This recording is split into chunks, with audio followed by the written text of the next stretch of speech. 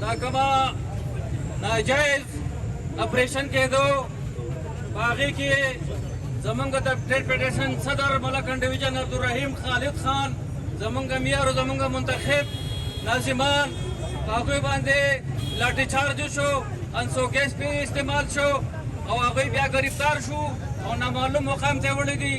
زه د خپل طرف نه د عوامي نیشنل پارټۍ د طرف نه دې انتظامیه ته دا وایم چې دا کوم ظلم وکړو کوم بربریت چې وکړو ته به نن د خلکو د سواتیانو زړونه اوس هم زخمي دي چې په پلټ کې کوم نقصان د دې خلکو شوی دی کوم دلته کې خلک فریادونه کوي خو تاسو د هغوی فریاد وانه اورېدو خو تاسو یو بل داسې شی شروع کړو چې د سوات د زخمونو باندې تاسو مالګې واچولې. نو زه انتظامیې ته دا وایم چې دا حرکات تاسو کړي دي پوری طور پر دا گرفتار کسان رها کړی شي